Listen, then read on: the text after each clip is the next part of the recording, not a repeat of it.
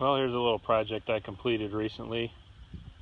I've always wanted a set of train horns, real ones, but never could bring myself to part with the money to get a set. So I found out about these homemade horns made out of PVC pipe fittings. So I built a set. These have 4-inch power chambers on them and a single diaphragm of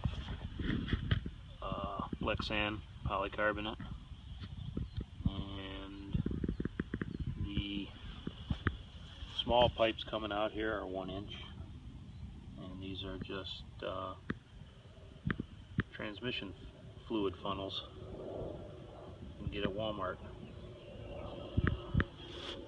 And the manifold down there is just made out of some 1.5 inch PVC that I had laying around.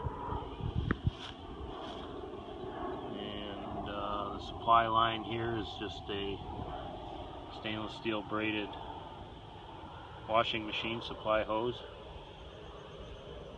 And I made up a custom manifold for my air tank so I could fill it easier and have the valve to operate the horn.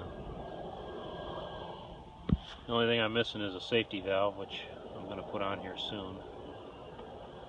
But I've got my regulator on the compressor set so it won't overpressurize this. But I still want to put a safety valve on here.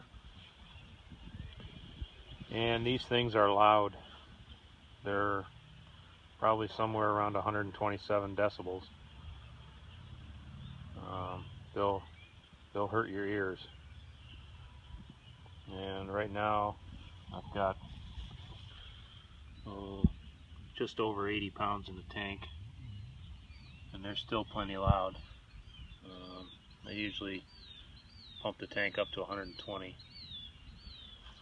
So I'll give them a couple blasts here, see how it comes out on the video.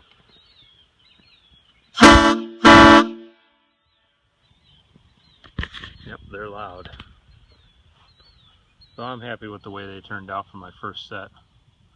And it's just a rough mount that I put them in. So I want to build another set with 3-inch power chambers, because it was hard to tune these. The A note of this set here should have been 440 hertz, but I just could not get the horn down to where it would produce that frequency. So the long one in the middle is still an A note, but it's an octave lower. It's at 220 hertz. So the sound of the 3-note chime is a little bit off because of the octave, but still basically the same notes. So with the 3-inch power chambers, I think I can get it down small enough to pull out that 440 hertz. So when I get some more time, I'll start on a second set. But that's all for now. Thanks for watching.